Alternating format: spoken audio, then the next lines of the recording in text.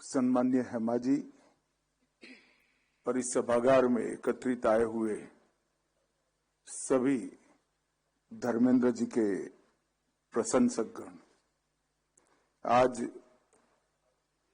धर्मेंद्र जी के स्मृति में ये प्रार्थना सभा का आयोजन हुआ है और हम सब बहुत भारी मन के साथ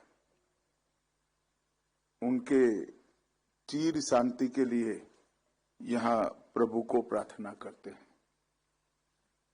मेरा धर्मेंद्र जी के साथ कभी व्यक्तिगत मुलाकात नहीं हुआ।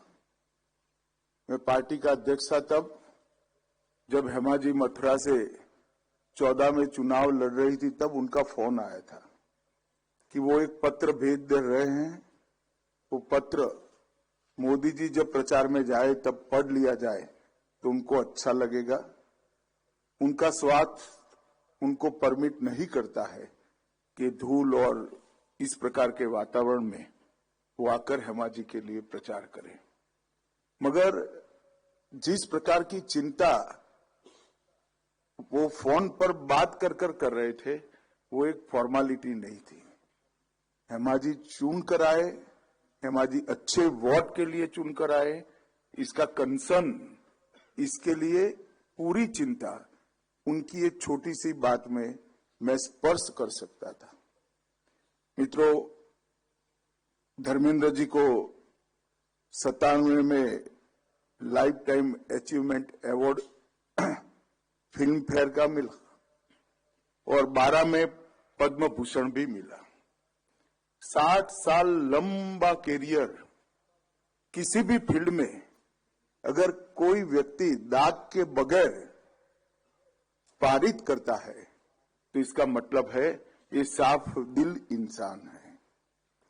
मैं आज यहाँ न गृह मंत्री के नाते आया हूं, न हेमा जी के संसद में साथी के नाते आया हूं। मैं आज यहाँ धर्मेंद्र जी के एक फैन के रूप में यहाँ पर उनको श्रद्धांजलि देने के लिए आया हूं, क्योंकि इन्होंने 60 साल में अनेक फिल्मों की, सफल फिल्मों की एक बहुत बड़ी श्रृंखला, एक इतिहास भारतीय सिने जगत को दिया है। और धर्मेंद्र जी का कैरियर तब शुरू हुआ जब सिने इंडस्ट्री में ना इतनी लग्जरी थी, ना इतना पैसा था। ग्लैमर जरूर था, परंतु लग्जरी और पैसा आज की कंपैरिजन में धर्मेंद्र जी ने जब कैरियर शुरू करा तब बहुत कम था।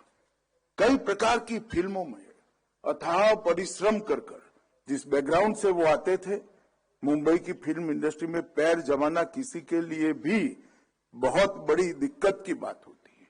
कोई गॉड फादर के बगैर अपने तत्व के आधार पर, अपनी कला के आधार पर इन्होंने ये 60 साल तक मनोरंजन की दुनिया पर एक प्रकार से एक छत्र राज किया।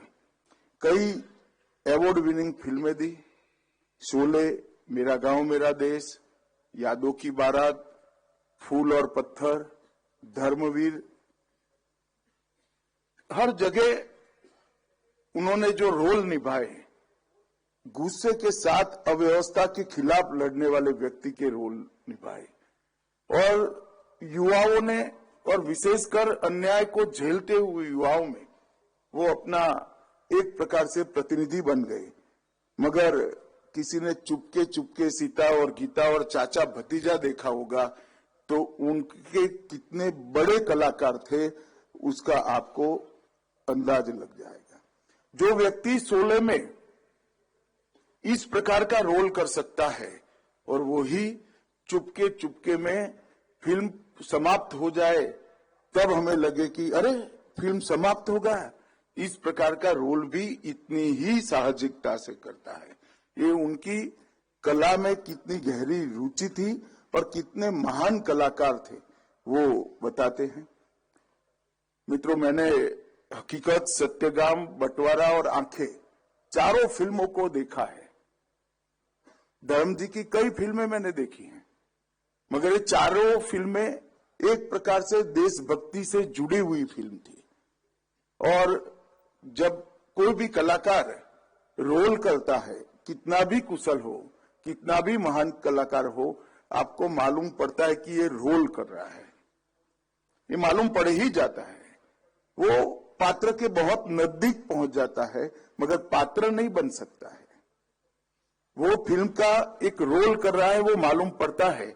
मगर ये देशभक्ति की चारों फिल्में, इसमें आंखें तो मैंने कई बार देखी है, उसमें धर्म जी का रोल करते थे तो मुझे लगता है, उस वक्त भी लगता था कि सच्चा देशभक्त व्यक्ति है, ये एक्टिंग नहीं कर रहा है, देश को प्यार करने वाला ये इंसान है। और ये इनकी बहुत बड़ी एक प्रकार से धाती थी।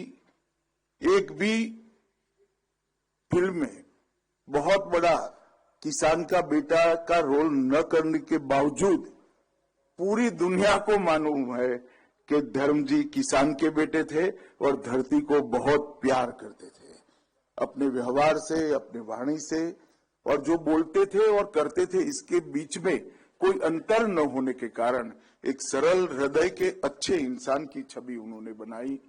धर्मेंद्र जी का जाना, 90 की आयु में भी जाना, इस देश के लिए, इस देश के सार्वजनिक जीवन के लिए और फिल्म इंडस्ट्री के लिए कभी भी पूर्ति न हो ऐसी क्षति है।